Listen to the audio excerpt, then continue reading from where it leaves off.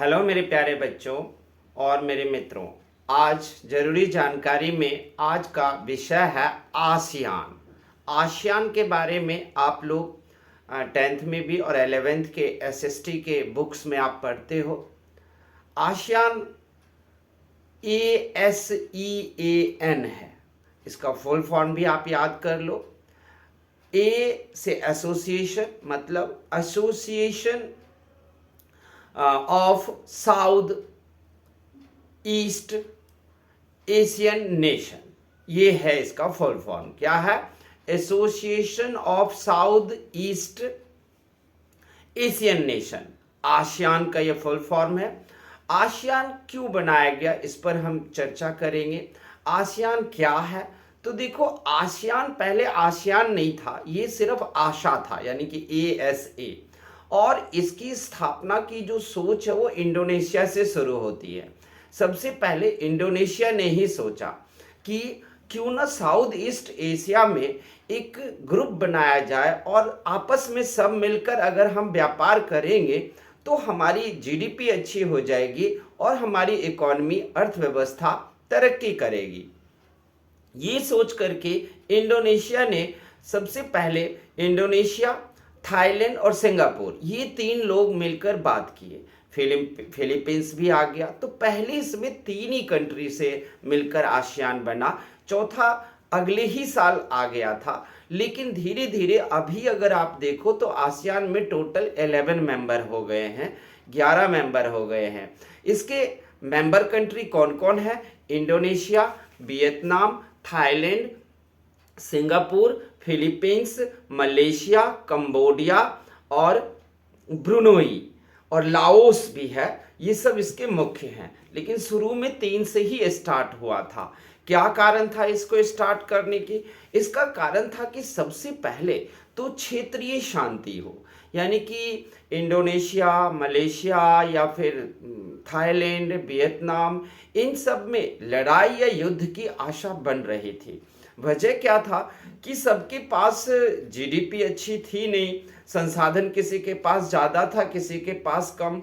तो एक दूसरे का संसाधन छीनने के लिए यहाँ पर कोशिश की जा रही थी। तो इसी लड़ाई और युद्ध से बचने के लिए इंडोनेशिया ने आसियान की स्थापना की। आसियान की इस वक्त GDP जो है वो 5% के रेट से बढ़ रही है और कहा जाता है कि 2030 तक ये दुनिया का 4th इकोनॉमी बन जाएगा, यानी कि चौथा इकोनॉमी जिसमें 11 कंट्री होंगे। इसकी स्थापना कब हुई? तो देखो, इसकी स्थापना जब ये आशा थी, यानी कि ASA, उसकी स्थापना हुई थी 31 जुलाई 1961 को ही। लेकिन असली में जब इसमें 5-6 कंट्री हो गए तो आसियान बन गया, आशा से आसियान बन गया। ये इसकी स्थापना, आसियान की स्थापना 8 अगस्त 1967 को हुआ। इसके बाद 23 फरवरी 1976 से ये सुचारू ढंग से काम करने लगा। आपस में सारे देश व्यापार किए और मुक्त व्यापार किए, यानी कि एक दूसरे के देश में व्यापार करेंगे तो उस पर कोई टैक्स नहीं लगेगा। हम इसे बोलते हैं मुक्त व्यापार। GDP अगर देखा जाए अभी 2023 में, तो इसकी GDP 2023 में 10.2 ट्रिलियन था, जो पूरे वर्ल्ड का 6.5% पूरी दुनिया का है ये। इसके अलावा आसियान की स्थापना क्षेत्रीय शांति, व्यापार, संस्कृति को एक करने के लिए किया गया। क्योंकि अगर आप देखोगे Thailand, Malaysia, Indonesia, Philippines, Brunei या फिर सिंगापुर, तो यहाँ के जितने भी सब लोग मिलेंगे सब एक ही जैसे मिलेंगे। तो सबकी संस्कृति लगभग सेम ही है। तो सारे संस्कृतियों को एक साथ जोड़ दे जिससे व्यापार में और फायदा मिलेगा। ये भी संस्कृति के कारण भी इसकी स्थापना हुई। तकनीकी विकास, ये देश सब जो थे ना, वो प्रथम विश्व युद्ध और द्वितीय विश्व युद्ध, दोनों विश्व युद्ध के कारण ये देश सब काफी तबाह हो गए थे। वियतनाम में तो फिर से युद्ध हुआ था 1965-66 सब में। तो वियतनाम का हालत जो है वो और ख़राब था। तो ऐसे में इनके पास तकनीकी नाम की कोई चीज नहीं थी कि वो विकास कर सके। तो यही वजह था कि सारे देश आपस में तकनीकी का आदान प्रदान करेंगे और फिर सब मिलकर तरक्की करेंगे। अब देखते हैं कि आसियान में भारत की क्या भूमिका है। आसियान में भारत की भूमिका है कि भारत इनको तकनीकी और अन्य सामान जो अर्थव्यवस्था के तरक्की के लिए जरूरी होता है वो सब भारत इनको प्रदान करता है, भारत इनको सहयोग करता है। यानी कि आसियान अगर तरक्की कर रहा है तो उसमें भारत को भी फायदा है, क्योंकि भारत से बहुत सारी चीजें और खरीदी जाती है आसियान के द्वारा। यानी कि भारत का व्यापार भी यहाँ अच्छा होता नजर आ रहा है। मेन बात यह है कि अगर आसियान के कंट्री किसी और देश से खरीदते हैं अपना, तो उनको डॉलर में खरीदना पड़ेगा, और तकनीकी खरीदते हैं तो डॉलर में तकनीकी खरीदेंगे, डॉलर में मशीन खरीदेंगे तो डॉलर महंगा पड़ेगा। और भारत से अगर वो खरीदते हैं तो रुपया में खरीदेंगे, और रुपया दुनिया में सस्ता पड़ता है।